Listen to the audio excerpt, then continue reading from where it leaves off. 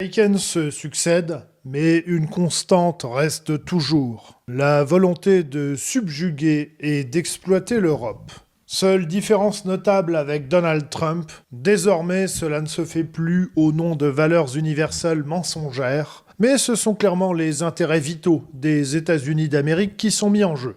Il y a 2 mois, en novembre 2025, les États-Unis rendaient public sur le site de la Maison-Blanche un document d'une trentaine de pages intitulé « Stratégie de sécurité nationale ». La partie réservée à l'Europe était assez cinglante, décrivant une Europe à la dérive et évoquant des États européens qui deviendraient d'ici quelques décennies majoritairement non-européens. Assurément, cette évocation avait fait frémir une bonne partie des chancelleries d'Europe, ainsi que les médias libéraux mainstream. Comme le rappelle le criminologue Alain Bauer, les Européens, et on pourrait ajouter en particulier leurs médias dominants qui cherchent à hystériser plutôt qu'à expliquer les phénomènes en cours, ne comprennent pas Trump, ou bien encore les Russes, car ils les jugent d'un point de vue moral, plutôt que de chercher à les analyser rationnellement. Chez Donald Trump, il y a une logique, une cohérence et une rationalité qui dépassent largement ces provocations, ces digressions, qui ne sont pas toujours des divagations. Le problème que nous avons avec Donald Trump, c'est que nous sommes purement réactifs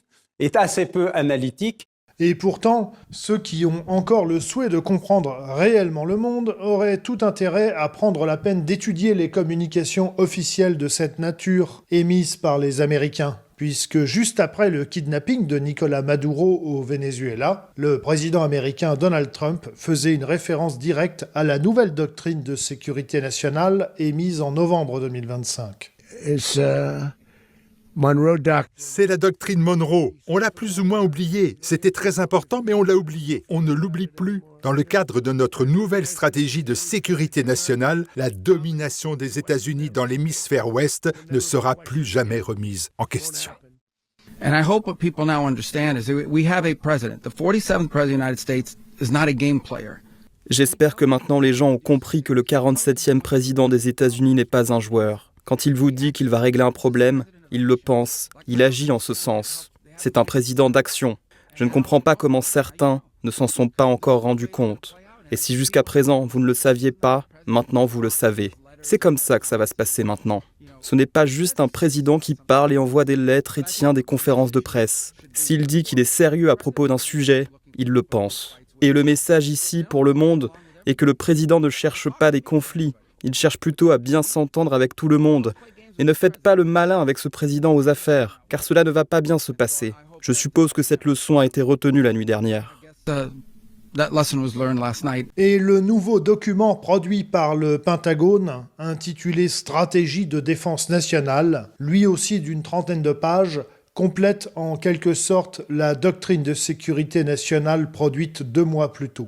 Et une lecture attentive et comparative des documents permet de constater que la perception américaine de l'Europe est encore plus raide que celle produite il y a 2 mois. En effet, en novembre 2025, les documents américains semblaient avoir un regard quelque peu désolé et paternaliste sur l'Europe, tout en déplorant par exemple que l'Allemagne transfère une partie de ses usines en Chine en raison du coût de l'énergie. En clair, la crainte des Américains est que l'Europe, en voie d'affaissement, se fasse racheter par les Chinois et non pas intégralement ponctionnée par les États-Unis. C'est ainsi qu'il fallait comprendre la formulation selon laquelle les États-Unis estiment que l'Europe doit se prémunir des pratiques économiques hostiles venues de l'extérieur, de toutes sauf de celle des États-Unis. Mais tout au moins, la doctrine américaine reconnaissait-elle que les États-Unis auraient à s'affairer à aider l'Europe à reconstruire ses liens avec la Russie, admettant qu'elle a besoin de l'énergie russe pour fonctionner de façon viable.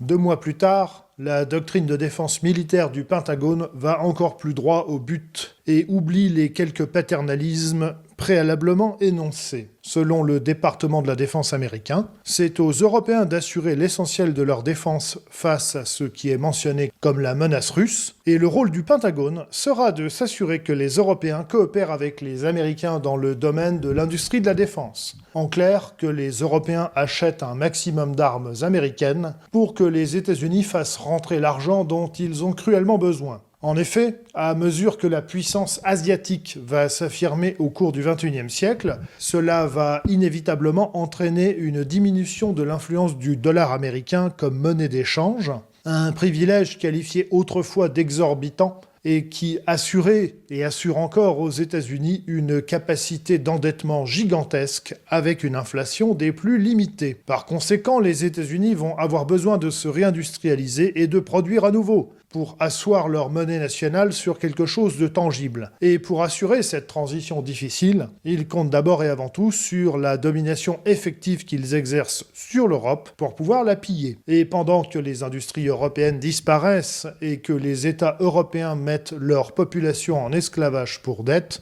tout le monde regarde vers un caillou glacé appelé Groenland. Et même si parfois il arrive du côté de Washington de comprendre les conséquences de leur pillage, les intérêts nationaux américains restent l'unique objectif qu'ils émettent, au moins désormais avec une honnêteté qui en désarme et surprend beaucoup.